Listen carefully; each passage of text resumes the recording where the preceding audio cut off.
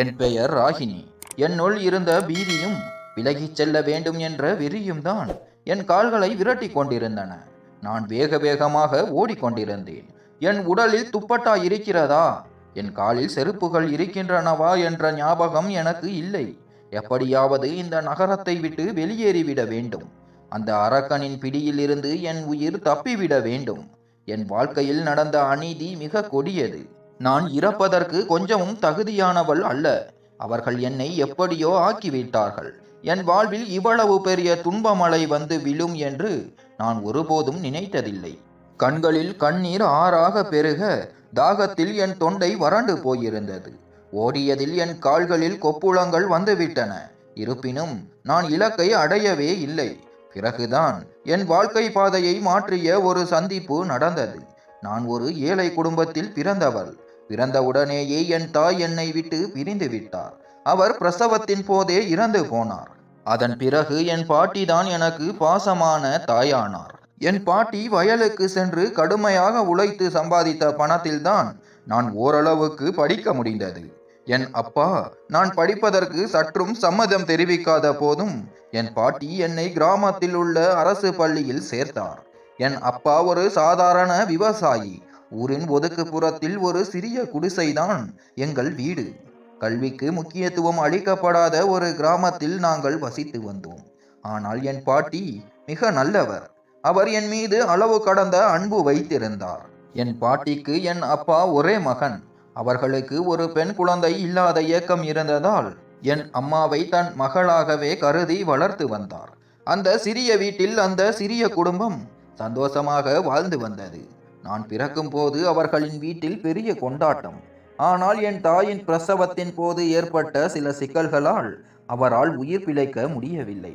என்னை பெற்றெடுத்த சில மணி நேரங்களிலேயே அவர் இந்த உலகத்தை விட்டு பிரிந்தார். அம்மாவின் மரணம் என் அப்பாவையும் பாட்டியையும் நிலைகுலைய செய்தது. பாசமானவர்கள் நிறைந்திருந்த அந்த குடும்பத்தில் அன்பும் பாசமும் அகன்று போனது. அம்மாவின் பிரிவுக்கு பிறகு என் அப்பாவும் நோயால் வாடத் தொடங்கினார். என் தாய் மீது அவர் வைத்திருந்த அதீத அன்பு அவரை படுத்தியது.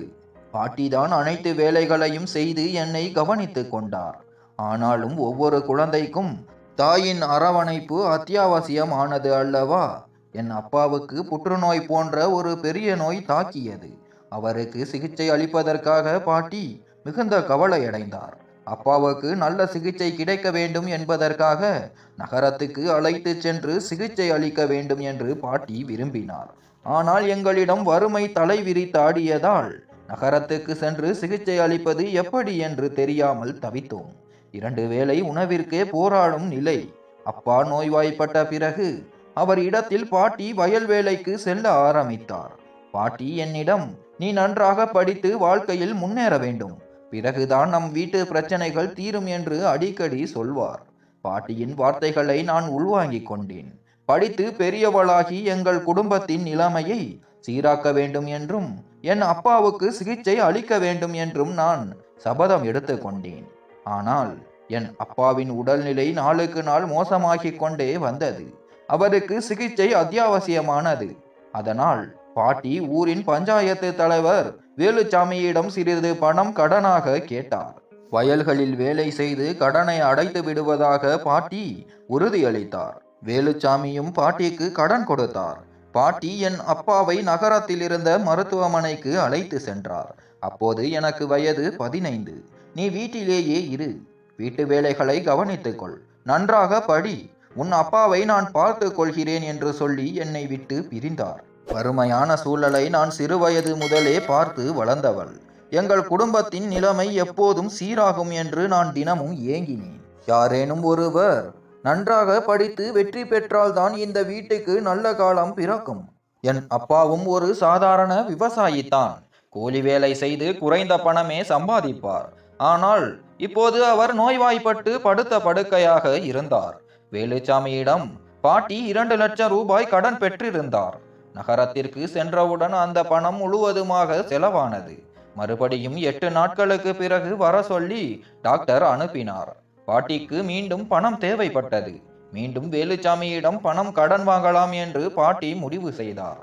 ஆனால் அப்பா தடுத்து, இவ்வளவு பணத்தை எப்படி அடைப்பாய் என்று கேட்டார்.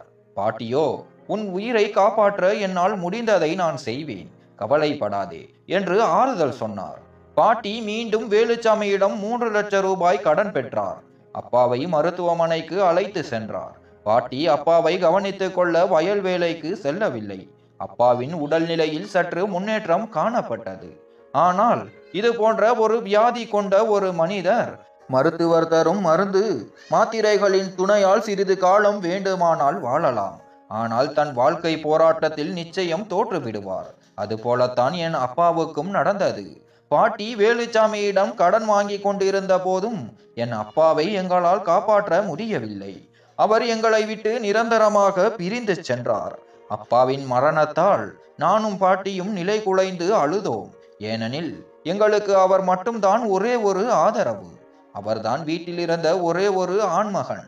ஆண் பிள்ளை இல்லாத வீட்டில் உள்ள பெண்களை யாரும் எளிதில் மதிப்பதில்லை.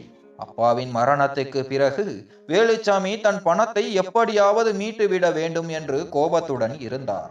ஆனால் பாட்டியால் அவருக்கு எப்படி கொடுப்பது? பாட்டி கெஞ்சி பார்த்தார். அவர் கடனை தள்ளுபடி செய்ய சொன்னார்.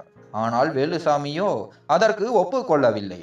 அது எங்களுக்கு மிகவும் கடினமான காலமாக இருந்தது. அந்த சமயத்தில் எங்களுக்கும் யாரும் ஆதரவு தரவில்லை. வேலுசாமி தன் பணத்தை திரும்ப கேட்டார். பாட்டி, நான் வயலில் வேலை செய்து என் கடனை அடைக்கிறேன் என்று சொன்னார். ஆனால் வேலுசாமியோ, எனக்கு பணம் வேண்டாம், உன் வீடு வேண்டும் என்று கேட்டார். வேலுச்சாமி, பாட்டி தனக்கு கடன் பட்டதை சாதகமாக்கி எங்கள் வீட்டை பறிக்க வேண்டும் என்று நினைத்திருந்தார். பாட்டியால் பணத்தை திரும்ப கொடுக்க முடியாது என்று அவருக்கு தெரியும். என் அப்பா இறந்ததால் அவரது எண்ணத்தை நிறைவேற்ற அவருக்கு சரியான சந்தர்ப்பம் கிடைத்தது. அதனால் அவர் பாட்டியிடம் எங்கள் வீட்டை கேட்டார். பாட்டி, இந்த வீட்டை தவிர எங்களிடம் வேறு எதுவும் இல்லை. இதையும் கொடுத்து விட்டால் நானும் என் பேத்தியும் எங்கே செல்வோம்? எங்கள் தலைக்கு மேல் இருக்கும் கூரையும் போய்விடும். வேறு எந்த ஆதரவும் இல்லை என்று சொன்னார். ஆனால் வேலுசாமி, எனக்கு எதுவும் தெரியாது. ஒன்று வீட்டை தந்துவிடு, இல்லையென்றால் பணத்தை கொடுத்து விடு என்று சொன்னார். அது ஒரு பெரிய தொகை இல்லை, வெறும் 5 லட்சம் ரூபாய் தான். ஆனால் அந்த சமயத்தில் நாங்கள் தான் மிகவும் ஏழையாக இருந்தோமே. அதனால் அந்த 5 லட்சம் ரூபாய் என்பது எங்களுக்கு பெரிய தொகையாக இருந்தது. அதை வேலுச்சாமிக்கு திரும்ப தர முடியாத நிலையில் நாங்கள் தவித்தோம். நாங்கள் இருவரும் மிகவும் கவலைப்பட்டோம். பாட்டி பலரிடம் சென்று உதவி கேட்டார். ஆனால் யாரும் அவருக்கு உதவவில்லை. பாட்டிக்கு வீடு காலி செய்ய 1 மாதம் காலக்கெடு கொடுத்திருந்தார் வேலுசாமி. பாட்டியும் நானும் ஒருவரையொருவர் கட்டியணைத்து கொண்டு அழுது, எப்படியாவது இந்த வீடு எங்களுக்கே சொந்தமாக இருக்க வேண்டும் என்று கடவுளிடம் வேண்டிக் கொண்டிருந்தோம். பல நாட்கள் கடந்து போனது. பணம் எங்கும் கிடைக்கவில்லை. பாட்டி இரவும் பகலும் அழுது கொண்டிருந்தார். நானும் பாட்டியை பார்த்து வருத்தப்பட்டேன். பாட்டி மீண்டும் வயல் வேலைக்கு செல்ல ஆரம்பித்தார். ஆனால் சம்பாதித்த பணத்தில் 2 வேளை உணவை மட்டும்தான் எங்களால் சாப்பிட முடிந்தது. பாட்டி வேலுசாமியிடம் வாங்கிய கடனை அடைக்கும் அளவுக்கு அந்த பணத்தில் முடியவில்லை. 1 மாதம் முடிந்தது. பணத்தை திரட்டவே முடியவில்லை. வேலுச்சாமி சில ஆட்களுடன் வந்து வீட்டை விட்டு எங்களை வெளியேற சொன்னார். பாட்டி அழுது கொண்டே மார்பில் அடித்து கொண்டு வீட்டை காலி செய்ய மறுத்தார். என் பேத்தியை வைத்துக்கொண்டு நான் எங்கே போவேன்? என் மீது கருணை காட்டுங்கள் என்று பாட்டி கெஞ்சினார். ஆனால் வேலுச்சாமி கொஞ்சமும் இரக்கமற்றவனாக இருந்தார். அவர் ஆட்கள் எங்கள் வீட்டு சாமான்களை தூக்கி வெளியே வீச ஆரம்பித்தன. பாட்டியும் நானும் கதறி கதறி அழுதோம். அப்போது திடீரென ஊர் தலைவர் அண்ணாதுரை அங்கு வந்து வேலுசாமியை பார்த்து, ஆதரவற்ற இந்த வயதான பெண்ணிடம் இப்படி நடந்து கொள்ள உனக்கு எவ்வளவு தைரியம் என்று கோபத்துடன் கேட்டார். வேலுசாமி அவரிடம் எல்லா விவரங்களையும் சொன்னார். அண்ணாதுரை, இந்த வயதான பெண் தன் பேத்தியுடன் எங்கே போவாள்? உன் பணத்தை நான் தருகிறேன், ஆனால் இவர்களிடம் இருந்து கூரையை பறிக்காதே என்று சொன்னார். அனைவரும் அவர்களை தொந்தரவு செய்ய வேண்டாம் என்று சொன்னார்கள். அண்ணாதுரை வேலுசாமிக்கு அவர் பணத்தை திரும்ப கொடுத்தார். இந்த விவகாரத்தில் அண்ணாதுரை தலையிட்டதால் வேலுசாமிக்கு பிடிக்கவில்லை. ஆனால் எங்களுக்கு அவர் மீது மிகுந்த நன்றி இருந்தது. அந்த இக்கட்டான சமயத்தில் அவர் எங்களுக்கு உதவினார். நாங்கள் வீடற்றவர்கள் ஆவதிலிருந்து காப்பாற்றப்பட்டோம். நாங்கள் இருவரும் மிகவும் சந்தோஷப்பட்டோம். அடுத்த நாள் பாட்டி அண்ணாதுரையின் வீட்டுக்கு அவருக்கு நன்றி சொல்ல போனார். அப்போது அண்ணாதுரை சொன்ன ஒரு விஷயத்தை கேட்டு பாட்டியின் மனம் வருத்தப்பட்டது. அண்ணாதுரை, நீ என் நன்றி கடனை தீர்க்க விரும்பினால் உன் பேத்தியை என் வீட்டுக்கு வேலைக்காரியாக அனுப்பிவிடு. என் மகள்களை கவனித்துக் கொள்ள ஒரு வேலைக்காரி எனக்கு தேவை. உன் பேத்தி என் மகள்கள் வயதில் தான் இருக்கிறாள். அதனால் அவள் என் மகள்களுடன் நெருங்கி பழகுவாள் என்று சொன்னார். பாட்டி, நான் உங்கள் வீட்டில் வேலை செய்கிறேன். ஆனால் என் பேத்தியை நான் அனுப்ப மாட்டேன். நான் அவளை படிக்க வைக்க விரும்புகிறேன் என்று சொன்னார். ஆனால் அண்ணாதுரை, நீ வயதாகிவிட்டாய். உன்னிடம் வேலை வாங்க நான் விரும்பவில்லை. உன் பேத்தி என் மகளை போன்றவள். அவளுக்கு எந்தவித தீங்கும் வராது. கவலைப்படாமல் அவளை இங்கே அனுப்பி வை. அவள் எங்கள் மகள்களுடன் சேர்ந்து படிக்க விரும்பினால் என் மகள்களே அவளுக்கு கற்றுக் கொடுப்பார்கள். ஆனால் அதற்கு பதிலாக அவள் எங்கள் வீட்டு வேலைகளை செய்ய வேண்டும் என்று சொன்னார். அண்ணாதுரையின் பேச்சை கேட்டதும் பாட்டி மௌனமானார். ஆனால் தன் பேத்தியை ஒரு வேலைக்காரியாக அண்ணாதுரையின் வீட்டுக்கு அனுப்புவது சரியா என்று அவர் கவலைப்பட்டார். பாட்டி இதை பற்றி என்னிடம் சொன்னபோது நான் வேலைக்காரியாக தயாரானேன். ஏனென்றால் எப்படியாவது எங்கள் குடும்பத்தின் நிலை சீராக வேண்டும் என்று நான் விரும்பினேன். நான் அண்ணாதுரையின் வீட்டில் வேலைக்கு செல்ல ஆரம்பித்தேன். பாட்டி என்னை பார்த்து மிகவும் வருத்தப்பட்டார். நான் உன்னை படிக்க வைத்து ஆளாக்க விரும்பினேன். வேறு வீட்டு வேலைக்காரியாக ஆக்க விரும்பவில்லை என்று அவர் சொன்னார். நான் பாட்டியிடம், நான் பகலில் இந்த வீட்டில் வேலை செய்வேன், இரவில் வந்து படிப்பேன், நீங்கள் கவலைப்படாதீர்கள் என்று சொன்னேன். பாட்டியோ, ஆனால் நீ பள்ளிக்கு செல்வதும் அவசியம் என்றார். நான் பாட்டியிடம், அண்ணாதுரை எங்களுக்கு எவ்வளவு பெரிய உதவி செய்திருக்கிறார். அதற்கு பதிலாக நாம் ஏதாவது செய்ய வேண்டும். அவர் என்னை வேலைக்காரியாக விரும்பினால் அதுவும் சரிதான் என்று சொன்னேன். நான் அண்ணாதுரையின் வீட்டில் வேலைக்காரியாக வேலை செய்ய ஆரம்பித்தேன். அண்ணாதுரைக்கு ஒரு மகன் மற்றும் 2 மகள்கள் இருந்தன. என்னை தவிர வேறு சில வேலைக்காரிகளும் அங்கே வேலை செய்தார்கள். அண்ணாதுரை என்னிடம், நீ என் மகளுடன் நேரத்தை செலவிடு, அவர்களின் எல்லா வேலைகளையும் செய். என் மகள்கள் வயதுக்கு வந்தவர்கள், யாரிடமும் அதிகமாக பழகுவதில்லை. நீ அவர்கள் வயதுதான், அதனால் அவர்கள் உன் மூலம் தங்கள் வேலைகளை செய்து கொள்வார்கள். உன்னுடன் அவர்கள் பேசுவதால் அவர்களுக்கு மகிழ்ச்சியாக இருக்கும் என்று சொன்னார். என் வேலையாலும் பேச்சாலும் அண்ணாதுரையின் மகள்கள் என் மீது பாசம் வைத்தன. நான் அவர்களை நன்றாக கவனித்துக் கொண்டேன். அவர்களும் என்னுடன் சந்தோஷமாக இருந்தார்கள். நாட்கள் இப்படியே கடந்து போனது. ஒரு நாள் நான் கவனித்தேன். அண்ணாதுரையின் மகன் என்னையே கூர்ந்து பார்த்து கொண்டிருந்தார். அவர் இளைஞர். அண்ணாதுரை முதலில் தன் மகள்களுக்கு திருமணம் செய்து வைக்க விரும்பினார். ஆனால் அவருடைய மகள்கள் கூச்ச சுபாவம் கொண்டவர்கள். அவர்கள் மிகவும் அமைதியானவர்கள். வெளி உலக ஆட்களுடன் அதிகம் பழகுவதில்லை. ஆனால் நான் இந்த வீட்டுக்கு வந்த பிறகு அவர்கள் எல்லா வேலைகளையும் செய்து முடித்தேன். அவர்களிடம் இனிமையாக பேசினேன். அவர்களுக்கு புதிய கதைகளை சொன்னேன். என் பேச்சை கேட்டு அவர்கள் உறக்க சிரிப்பார்கள். நான் அவர்கள் வயதுதான். அண்ணாதுரை என்னுடன் தன் மகள்களை சந்தோஷமாக பார்த்தபோது அவருக்கு மன நிறைவாக இருந்தது. ஒரு நாள் நான் அண்ணாதுரையின் மகளுக்கு சுட சுட சாப்பாடு கொண்டு சென்ற போது அவர் மகன் என் வழியை மறித்து, நான் உன்னிடம் பேச வேண்டும் என்றார். நான் சின்ன அக்காவுக்கும் பெரிய அக்காவுக்கும் சாப்பாடு கொடுக்க போக வேண்டும். நான் உன்னிடம் என்ன பேசுவது என்று கேட்டேன். அதற்கு அவர், நீ எப்பொழுது வரை என் அப்பாவுக்கும் என் அக்காவிற்கும் வேலைக்காரியாக இருப்பாய்? வேலுச்சாமியின் கடனை என் அப்பா திரும்ப கொடுத்ததால் அவர் பெரிய காரியத்தை செய்து விட்டாரா? நீ உன் வாழ்க்கை முழுவதும் வேலைக்காரியாக இருக்க விரும்புகிறாயா? நீ சாதாரண ஒரு பணத்திற்காக எங்கள் வீட்டு வேலைக்காரியாக இருக்க விரும்புகிறாயா என்று கேட்டார். நான் என்ன செய்ய வேண்டும்? எனக்கு இதுவே போதும் என்று தோன்றுகிறது. இதன் மூலம் நானும் என் பாட்டியும் எளிமையாக வாழலாம் என்று சொன்னேன். அவர், உன் வாழ்க்கையை இன்னும் எளிதாக மாற்றலாம் என்று சொன்னார். அது எப்படி என்று கேட்டேன். அவர், நீயும் ஒரு நல்ல வேலையை பெற விரும்புகிறாயா? நீ நகரத்துக்கு போய் பெரியவர்களுடன் அலுவலகத்தில் உட்கார்ந்து அங்குள்ள வேலைகளை பார்க்க விரும்புகிறாயா என்று கேட்டார். ஆமாம், நான் நகரத்திலுள்ள அலுவலகத்தில் உட்கார்ந்து வேலை செய்ய விரும்புகிறேன் என்று சொன்னேன். அவர், வேலை மட்டும் இல்லை, நீ நிறைய பணமும் சம்பாதிக்க வேண்டும். அப்படி செய்தால் உன் வாழ்க்கையும் உன் பாட்டியின் வாழ்க்கையும் மாறிவிடும். நீ நகரத்தில் இருக்கும்போது உனக்கென்று ஒரு பெரிய வீடு இருக்கும். இப்போது நீ வாழும் இந்த சிறிய வீட்டை நீ மறந்து விடுவாய். அது உனக்கு தகுதியானதாக இருக்காது. நீ நகரத்திலுள்ள பெரிய அலுவலகங்களில் வேலை செய்யும் போது உன் பெயரும் உயர்ந்து நிறைய பணத்தையும் சம்பாதிக்கலாம் என்றார். நான், அது எப்படி சாத்தியமாகும்? வேலை செய்வது எளிதான விஷயம் அல்ல, அதுவும் நகரத்தில் உள்ள பெரிய அலுவலகங்களில் வேலை செய்வது. என்னால் முடியாது. நான் அதிகமாக படிக்கவில்லை. என் பாட்டி என்னை படிக்க வைக்க மிகவும் முயற்சி செய்தார். ஆனால் எங்கள் நிலைமை மிகவும் மோசமாக இருந்தது. அதனால் 2 வேளை உணவுக்கே போராட வேண்டி இருந்தது. என்னால் எப்படி படிக்க முடியும்? நான் கிராமத்து அரசு பள்ளியில் சில நாட்கள் படித்தேன். ஆனால் இந்த வீட்டுக்கு வந்த பிறகு நான் பள்ளிக்கு செல்வதையும் நிறுத்திவிட்டேன் என்று சொன்னேன். அவர், நான் உனக்கு சொல்லும் வேளையில் படிப்பு தேவையில்லை. உன் திறமையையும் ஆர்வத்தையும் பார்த்தே வேலை தருவார்கள். வேலை செய்ய வேண்டும். வீட்டு நிலைமையை சீராக்க வேண்டும் என்ற உன்னுடைய ஆர்வத்தை நான் உன் கண்களில் பார்க்கிறேன். நீ விரும்பினால் நான் உன்னை நகரத்துக்கு வேலைக்கு அனுப்ப முடியும். ஆனால் நீ எனக்கு உதவ வேண்டும் என்றார். அவர் பேச்சை கேட்டதும் நான் அதிர்ச்சியடைந்தேன். நான், அது எப்படி? நீ எப்படி என்னை நகரத்துக்கு அனுப்புவாய்? யார் எனக்கு வேலை கொடுப்பார்கள் என்று கேட்டேன். அவர், இதையெல்லாம் நீ கவலைப்பட வேண்டாம்.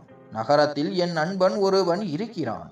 அவன் என்னிடம் நகரத்தில் சில பெண்களுக்கு வேலை ஏற்பாடு செய்வதாக சொன்னான். நகரத்துக்கு வந்து வேலை செய்ய விரும்பும் பெண்கள் வேலை செய்யலாம். அவர்களுக்கு நிறைய பணமும் கொடுப்பார்கள். இந்த வேலைக்கு நீ பொருத்தமானவள் என்று நான் நினைக்கிறேன். நீ நகரத்துக்கு சென்று வேலை செய். அதனால் உன் குடும்ப சூழல் சீராகும். உன் வாழ்க்கையே மாறிவிடும். நகரத்தில் வேலை கிடைப்பது என்பது அனைவருக்கும் கிடைப்பதில்லை. உனக்கு இந்த வாய்ப்பு வேண்டுமானால் இதை பற்றி யாரிடமும் சொல்லாதே. என் அப்பாவிடம் நீ வேலைக்காக நகரத்துக்கு செல்கிறாய் என்று சொன்னால் அவர் உன்னை ஒருபோதும் அனுப்ப மாட்டார்கள். அவர், நீ இந்த வீட்டிலேயே வேலைக்காரியாக இருந்து உன் வாழ்க்கை முழுவதும் அவர் மகள்களை கவனித்துக் கொள்ள வேண்டும் என்று தான் நினைக்கிறார். நான் சொல்வதை கேள். என் நண்பனுடன் நகரத்துக்கு போ. அங்குள்ள வேலையை பற்றி அவன் உனக்கு தெளிவாக சொல்வான் என்று சொன்னார். நான், ஆனால் என் பாட்டி உன் நண்பனுடன் என்னை நகரத்துக்கு அனுப்ப ஒத்துக்கொள்ள மாட்டாள் என்று சொன்னேன். அதற்கு அவர், நீ யாருக்கும் எதையும் சொல்ல வேண்டாம். என் அப்பாவிடமும் உன் பாட்டியிடமும் சொல்லாதே. நீ நகரத்துக்கு சென்று வேலை செய்ய விரும்புகிறாய் என்று இங்கு யாருக்காவது தெரிந்தால் அவர்கள் உன்னை அனுப்ப மாட்டார்கள். அதனால் நீ அமைதியாக என் பேச்சை கேள். நான் உன்னை என் நண்பனிடம் ஒப்படைத்து விடுவேன். அவன் உன்னை நகரத்தில் விட்டு விடுவான் என்றார். அவர் பேச்சை கேட்டதும் எனக்கு ஆசை வந்தது. நான் நிறைய பணம் சம்பாதிக்க வேண்டும். என் வாழ்க்கையும் என் பாட்டி வாழ்க்கையும் மகிழ்ச்சியாக மாற வேண்டும் என்று நினைத்தேன். அவர் அன்று இரவு பெரிய அக்காவுக்கும் சின்ன அக்காவுக்கும் சாப்பாடு கொடுத்துவிட்டு நான் உடனே வீட்டுக்கு திரும்பிவிட்டேன். நான் பாட்டியிடம் அதிகம் பேசவில்லை. என் அறைக்கு வந்து படுத்து கொண்டேன். நான் இன்று என்னிடம் பேசவில்லை, சாப்பிடவில்லை என்று பாட்டி கவனித்தார். சாப்பாடு நான் அந்த வீட்டிலேயே சாப்பிட்டு வந்ததால் அவர் அதை பற்றி யோசிக்கவில்லை. ஆனால் நான் வீட்டுக்கு வந்தவுடன் அறைக்கு சென்றது அவருக்கு சரியாக படவில்லை. நான் என் படுக்கையில் படுத்து அவர் சொன்னதை நினைத்து கொண்டிருந்தேன். சஞ்சய் எனக்கு உண்மையிலேயே வேலை தேடி தரப்போகிறானா? அங்கு நிறைய பணம் கிடைக்கும் என்று சொல்கிறானே. அங்கிருந்தால் பெரிய வீடு, சாப்பாடு எல்லாம் கிடைக்குமா? ஆனால் அங்கு என்னால் என் பாட்டியை அழைத்து செல்ல முடியாதே. நான் இதை பற்றி யாரிடமும் சொல்லக்கூடாதாம். நான் வேலைக்காக நகரத்துக்கு சென்றால் நன்றாக இருக்குமா என்று யோசித்தேன். என் பாட்டி இந்த வயதில் இவ்வளவு உழைக்கிறார். அதை பார்க்க எனக்கு சங்கடமாக இருந்தது. நான் இளமையாக இருக்கிறேன். நான் அவருக்கு ஆதரவாக இருக்க வேண்டும். இந்த வயதில் நான் அவரை வேலை வாங்குகிறேன். பாட்டி இந்த உலகை விட்டு பிரிந்து சென்றால் நான் தனியாகி விடுவேனே. அதனால் நான் என்னை நானே பலப்படுத்திக் கொள்ள வேண்டும். நான் நகரத்துக்கு செல்ல எல்லாவற்றையும் சரி செய்துவிட வேண்டும் என்று முடிவு செய்தேன். அடுத்த நாளும் நான் பாட்டியிடம் எதுவும் பேசவில்லை. ஏனென்றால் என் மனதுக்குள் அதே விஷயம் ஓடிக்கொண்டிருந்தது. அடிக்கடி சஞ்சய் சொன்னதையே நினைவு கொண்டிருந்தேன். பாட்டி, உனக்கு என்ன ஆயிற்று? நேற்று முதல் மிகவும் அமைதியாக இருக்கிறாயே என்று கேட்டார். பாட்டி சோர்வாக இருப்பதாக எனக்கு தோன்றியது.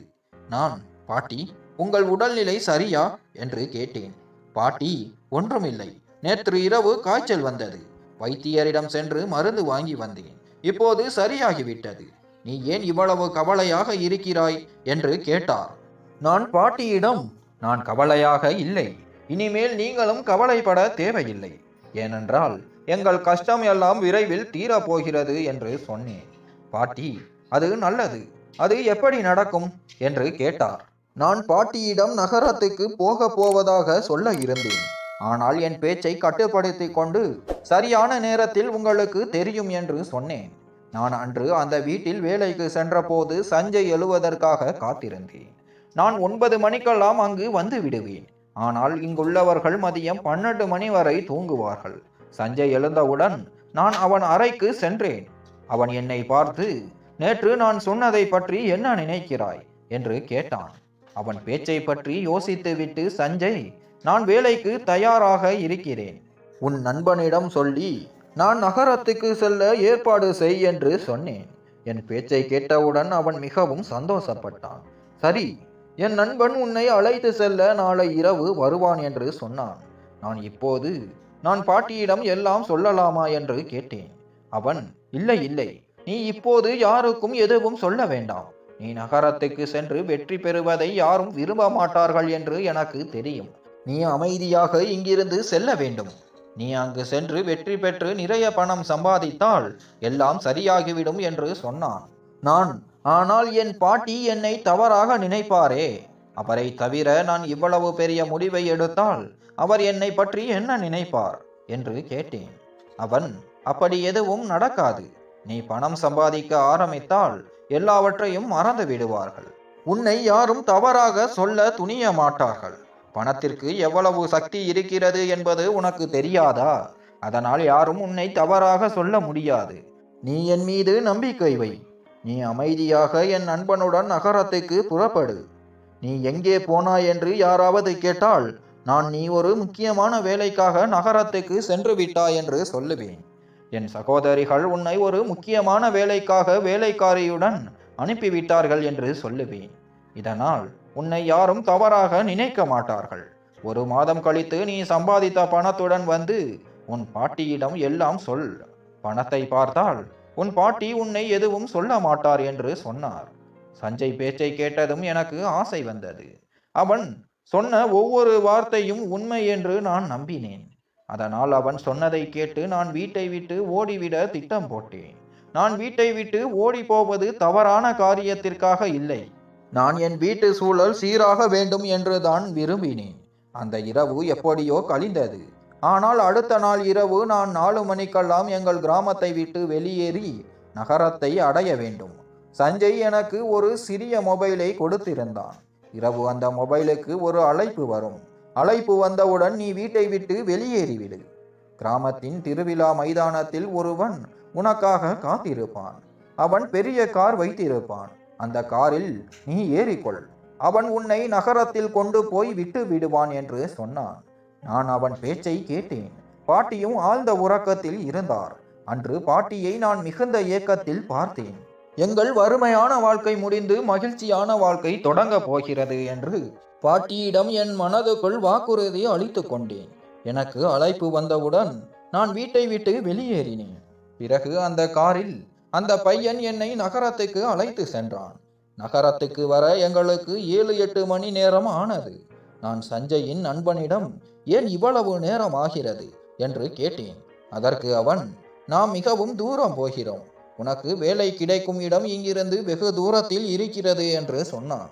அவன் பேச்சை கேட்ட நான் அமைதியாக அமர்ந்திருந்தேன். நீண்ட நேரம் கழித்து கார் நின்றது. நாங்கள் வங்காளத்தை அடைந்தோம் என்று எனக்கு தெரிந்தது. நான் அங்கே இறங்கிய போது என் கண்களின் கனவுகள் ஒளிர்ந்தன. சஞ்சய் எனக்கு கொடுத்த மொபைலை அவன் என்னிடம் இருந்து வாங்கி கொண்டான். பிறகு அவன் என்னை ஒரு பெரிய பங்களாவுக்கு அழைத்து சென்றான். நான் மிகுந்த ஆச்சரியத்துடன் பார்த்தேன். நான் இங்குதான் வேலை செய்ய வேண்டும் என்று நினைத்தேன். இது என்ன வகையான வேலை?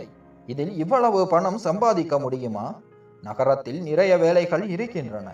சஞ்சய் தன் நண்பன் மூலம் ஏதோ ஒரு வேலைக்கு ஏற்பாடு செய்திருப்பான் என்று நான் நினைத்தேன். அவன் என்னை காத்திருக்க சொல்லி ஒரு அறையில் உட்கார சொன்னான். நான் அந்த அறையில் உட்கார்ந்து நீண்ட நேரம் காத்திருந்தேன். யாரும் வரவில்லை. சிறிது நேரம் கழித்து ஒரு பெண் அங்கு வந்தாள். அந்த பெண் என்னிடம், சீக்கிரம் உன் அலங்காரத்தை சரி செய், இந்த புடவையை கட்டி கொண்டு தயாராகு, ஐயா வந்து விடுவார் என்று சொன்னாள். அவள் பேச்சை கேட்டு எனக்கு ஒன்றும் புரியவில்லை. நான் ஏன் புடவை கட்ட வேண்டும்? என் உடை நன்றாகத்தானே இருக்கிறது என்று கேட்டேன். அதற்கு அவள், புடவை மட்டும் கட்ட வேண்டாம், சிறிது மேக்கப்பும் போட்டுக்கொள், நன்றாக தயாராகு, அப்பொழுதுதான் ஐயாவுக்கு உன்னை பிடிக்கும் என்று சொன்னாள். நான், எந்த ஐயா என்று கேட்டேன். அவள், ஏன் இவ்வளவு அப்பாவியாக நடிக்கிறாய்? இரவு வரப்போகிறது, நீ ஐயாவின் படுக்கை அறையில் மகிழ்ச்சியை பரப்ப வேண்டும் என்று சொன்னாள். அவள் பேச்சை கேட்டதும் எனக்கு தலை சுற்றியது. நான், நீ என்ன செய்கிறாய் என்று கேட்டேன். அவள், ஆம், இப்போது சீக்கிரம் தயாராகு, அதிகம் கேள்வி கேட்காதே என்று சொன்னாள். அவள் பேச்சை கேட்டு நான் கத்த ஆரம்பித்தேன். நான் இந்த புடவையை கட்ட மாட்டேன், என்னை கூட்டி வந்த பையன் எங்கே என்று கேட்டேன். அவள், அந்த பையன் எப்போதோ போய்விட்டான், உன் விலையையும் வாங்கி கொண்டு போய்விட்டான், நீ இப்போது கத்த தேவையில்லை, இந்த புடவையை கட்டி நன்றாக தயாராகு, ஐயாவின் அறைக்கு செல், ஐயாவை மகிழ்ச்சி படுத்து. ஐயா தொலைதூர பெண்களை வரவழைக்கிறார், அவருக்கு கிராமத்து அப்பாவி பெண்களை மிகவும் பிடிக்கும், அதனால் உனக்கு அவர் அதிக விலையை தந்திருக்கிறார், நீயும் தொலைதூர கிராமத்திலிருந்து வந்திருக்கிறாயாம், பார்க்க மிகவும் அழகாக இருக்கிறாய், ஐயா உன்னை கண்டு மகிழ்ச்சி அடைந்தால் உனக்கு நிறைய பணம் கொடுப்பார், ஏனென்றால் அவர் ஏற்கனவே டீலருக்கு நல்ல விலை கொடுத்துள்ளார் என்று சொன்னாள். நான், யார் டீலர், எந்த ஐயா என்று கேட்டேன். அவள், இந்த பங்களாவுக்கு சொந்தக்காரர், உன்னை கொண்டு வந்து விட்ட அந்த பையனிடம் உன்னை விலைக்கு வாங்கி இருக்கிறார், அவனுக்கு நிறைய பணம் கொடுத்திருக்கிறார் என்று சொன்னாள். அவள் பேச்சை கேட்டதும் எனக்கு ஆச்சரியமாக இருந்தது. நான் அழ ஆரம்பித்தேன். நான் இங்கிருந்து போக வேண்டும், தயவு செய்து என்னை வெளியே விடு என்று சொன்னேன். அவள், இங்கு வரும் ஒரு பெண் ஐயாவுடன் இரவு முழுவதும் படுக்கையில் இருந்த பிறகுதான் இங்கிருந்து போக முடியும் என்று சொன்னாள். அந்த பெண் என் கன்னத்தில் அறைந்தாள். உனக்கு எல்லாம் தெரிந்துவிட்டது, ஏன் இப்போதெல்லாம் நடிக்கிறாய் என்று சொன்னாள். அவள் என்னை அலங்கரித்து கட்டாயப்படுத்தி அறைக்குள்ளே தள்ளினாள். நான் அவளிடம், என்னை விடு, நான் அத்தகைய பெண் அல்ல, நான் நல்ல குடும்பத்தை சேர்ந்தவள், நான் வேலை செய்யவே இங்கு வர சொன்னார்கள் என்று சொன்னேன். அந்த பெண், ஐயாவை சந்தோஷப்படுத்துவதுதான் இங்குள்ள ஒவ்வொரு பெண்ணின் வேலை, வேலை ஆசை காட்டித்தான் ஒவ்வொரு பெண்ணும் இங்கு வரவழைக்கப்படுகிறாள் என்று சொன்னாள். அந்த பெண் என்னை அடித்து துன்புறுத்தினாள். அலங்காரம் செய்த பிறகு அவள் என்னை அந்த அறைக்குள் அனுப்பி வைத்தாள். அங்கே அந்த அரக்கன் ஏற்கனவே என் மானத்தை கெடுக்க காத்திருந்தான். இவன்தான் தொலைதூர நகரத்திலிருந்து பெண்களை வரவழைத்து அவர்களுடன் தன் காம இச்சையை தீர்த்து கொள்வான். சில பெண்கள் கிராமத்திலிருந்து வருவார்கள், சில பெண்கள் வேறு நகரத்திலிருந்து வரவழைக்கப்படுவார்கள். இவனுக்கு புதிய பெண்களுடன் பழக்கம் இருக்க வேண்டும் என்ற ஆசை இருந்தது. அன்று இரவு அவன் என்னை அவனுடைய படுக்கை அறையில் வைத்து கொள்ள விரும்பினான். நான் உரக்க கத்தினேன். ஆனால் இங்கு எனக்கு உதவ யாரும் இல்லை. வேலை ஆசை காட்டி என்னை இங்கு அழைத்து வந்திருக்கிறார்கள் என்றும் இந்த பாவ செயலில் அண்ணாதுரையின் மகனும் உடந்தையாக இருக்கிறான் என்றும் நான் புரிந்து கொண்டேன். ஏனென்றால் அவன்தான் தன் பேச்சால் என்னை திசை திருப்பினான். அந்த பையன் அவனுடைய நண்பன் அல்ல, அவன் பெண்களை முதலாளியிடம் கொண்டு சென்று ஒப்படைக்கும் ஒரு டீலர். நான் உரக்க கத்தினேன். ஆனால் அவன் என் பேச்சை கேட்கவில்லை. என் மானத்தை கெடுத்தான். இரவு முழுவதும் அவன் என் மானத்துடன் மிகவும் கொடூரமாக விளையாடினான். என் கால்களால் என்னால் நிற்கக்கூட முடியவில்லை. என் பாட்டியை நினைத்து என் மனம் வருத்தப்பட்டது. நான் செய்த இந்த தவறு பாட்டிக்கு தெரிந்தால் அவர் உயிரோடு இருக்க மாட்டார். சஞ்சய் பேச்சை கேட்டு நான் எவ்வளவு பெரிய தவறை செய்துவிட்டேன் என்று நான் மிகவும் வருத்தப்பட்டேன். அவன் பண ஆசை காட்டி என்னை பணத்திற்காக இங்கே விற்றுவிட்டான். நான் கதறி அழுதேன். ஒரே இரவில் அவனுக்கு என் மீது இருந்த ஆசை குறைந்து விட்டது. அதனால் அவன் அடுத்த டீலரிடம் இவளை இவள் இடத்தில் கொண்டு போய் விட்டுவிடு, எனக்கு இவள் மீது இருந்த ஆசை தீர்ந்து விட்டது, இன்று இரவு வேறு ஒரு பெண்ணுக்கு ஏற்பாடு செய் என்று சொன்னான். அவன் ஒரு பெரிய வீட்டில் வாழ்ந்தான். அவன் வங்காளத்தில் ஒரு பெரிய தொழிலதிபர் என்று கேள்விப்பட்டேன். பெண்களின் மானத்துடன் விளையாடுவது அவனுக்கு ஒரு பொழுதுபோக்கு. அதனால் அவன் தன் பணத்தை பெண்களின் மானத்தை அழிப்பதில் செலவிட்டான். ஒவ்வொரு இரவும் ஒரு புதிய பெண்ணின் வாழ்க்கையை அழிப்பான். என்னை என் இடத்திற்கு கொண்டு போய் விடுவதன் நோக்கம் என்னவென்றால், நான் அவனுக்கு இப்போது தேவையில்லை, அதனால் என்னை வேறு இடத்தில் விற்றுவிடலாம். அவனுடைய ஓட்டுநர் என்னை வேறு ஆட்களிடம் விற்க அழைத்து சென்றார். அவர்களும் என் மானத்தை கெடுக்கலாம். நான் எப்படியாவது இங்கிருந்து தப்பித்து விட வேண்டும் என்று நினைத்தேன். நான் என்ன செய்வது என்று எனக்கு புரியவில்லை. நான் காரில் அமர்ந்திருந்தேன். எனக்கு என்ன செய்வதென்றே தெரியவில்லை. நான் ஓட்டுநரிடம் எனக்கு பசிக்கிறது, தண்ணீர் வேண்டும் என்று கேட்டேன். அவன் காரை நிறுத்தினான். காரிலேயே இரு, நான் தண்ணீர் எடுத்து வருகிறேன் என்று சொன்னான். ஓட்டுநர் கதவை திறந்தவுடன் நான் அவனை தள்ளிவிட்டேன். அவன் பின்னால் சென்று விழுந்தான். நான் என் பக்கத்து கதவை திறந்துவிட்டு ஓட ஆரம்பித்தேன். நான் ஓடிக்கொண்டிருந்தேன். நான் என்ன செய்கிறேன் என்றே எனக்கு புரியவில்லை. அந்த நேரத்தில் நான் இங்கிருந்து ஓடிவிட வேண்டும். அந்த ஓட்டுநர் நீண்ட தூரம் என்னை துரத்தி கொண்டே வந்தான். ஏனென்றால் அவன் என்னை பிடிக்க வேண்டும் என்று விரும்பினான். நான் இங்கிருந்து சென்றால் அனைத்தையும் சொல்லிவிடுவேன் என்று அவனுக்கு தெரியும். நான் நீண்ட தூரம் ஓடிவிட்டேன். நான் திரும்ப பார்க்கும்போது அந்த ஓட்டுநர் என்னை துரத்தி கொண்டே வந்தான். ஒரு இடம் எனக்கு மறைவதற்கு சாதகமாக இருந்தது.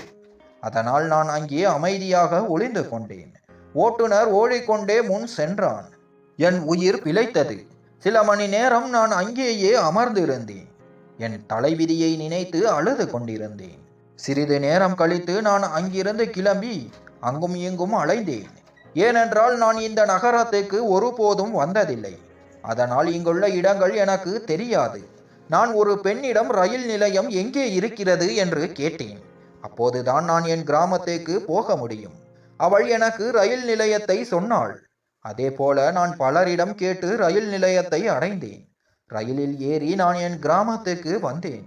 வங்காளத்திலிருந்து என் கிராமத்துக்கு வரும் பயணம் மிகவும் நீளமாகவும் கடினமாகவும் இருந்தது. ஏனென்றால் என்னிடம் பணம் இல்லை. யாராவது என்னிடம் டிக்கெட் கேட்டால் என்ன செய்வது என்று நான் பயந்தேன். அதனால் ரயிலில் கழிவறைக்கு சென்று ஒளிந்து கொண்டேன். நான் என் கிராமத்தை அடைந்த போது எங்கள் வீட்டின் அருகே நிறைய பேர் கூடியிருப்பதை பார்த்தேன். மக்கள் சத்தமாக கூடி அழுவதை கேட்டு நான் திடுக்கிட்டேன். மக்கள் என் பெயரை குறிப்பிட்டு விட்டு என்னை தவறாக பேசிக் கொண்டிருந்தார்கள். நான் வீட்டிற்குள் சென்றவுடன் எனக்கு தலை சுற்றியது. என் கண் முன்னால் என் பாட்டியின் உடல் வைக்கப்பட்டிருந்தது. பாட்டி இந்த உலகத்தை விட்டு பிரிந்து சென்று விட்டார். பாட்டியை பார்த்தவுடன் நான் கதறி அழுதேன். ஆனால் கிராம மக்கள் என்னை என் பாட்டியின் அருகே நின்று அழக்கூட அனுமதிக்கவில்லை. கிராம மக்கள், நீ இந்த கிராமத்தை விட்டு வெளியேறிவிட்டாய் என்று சொன்னார்கள். நீங்கள் ஏன் இப்படி செய்கிறீர்கள், நான் என்ன செய்தேன் என்று கேட்டேன். அதற்கு அவர்கள், நீ இரவின் இருளில் ஒரு பையனுடன் ஓடி போய்விட்டாய். இப்போது ஏன் இங்கு வந்தாய்? உன் பாட்டி உன்னை தேட மிகவும் முயற்சி செய்தார். ஆனால் நீ கிடைக்காததால் அண்ணாதுரையின் மகன் நீ இரவின் இருளில் ஒரு பையனுடன் பெரிய காரில் ஏறி போனதாக சொன்னார். அதன் அர்த்தம் நீ அந்த பையனுடன் ஓடிவிட்டாய் என்று தான்.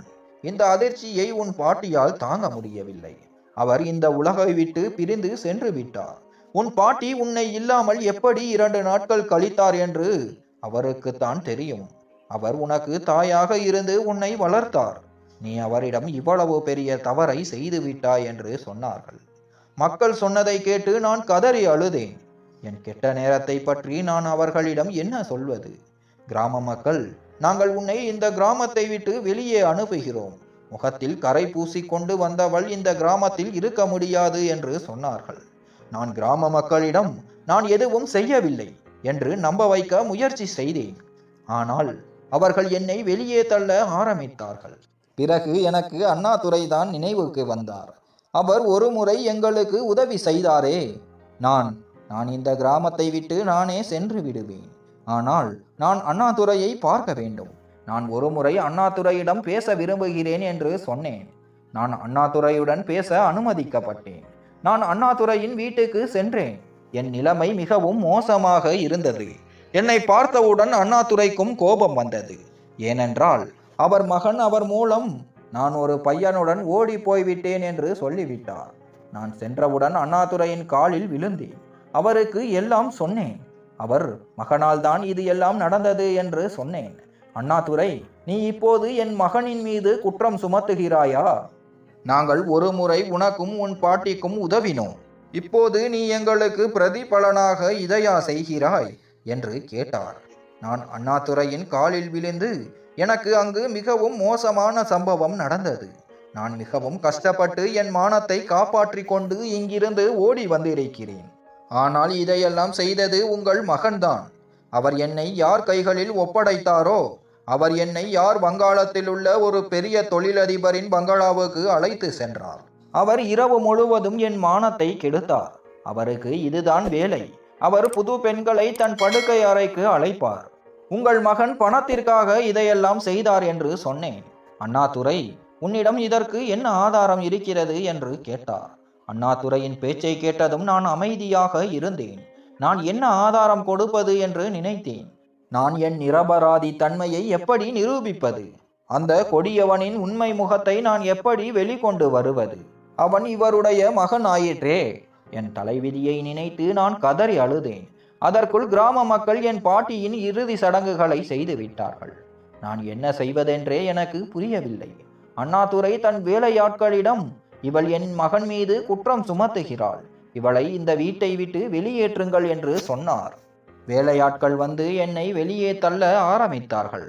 அப்போது திடீரென அண்ணாதுரையின் இளைய மகள், நான் சின்ன அக்கா என்று அழைப்பவள் வந்து நின்றாள். அப்பா, ராகினி சொல்வது முற்றிலும் உண்மை.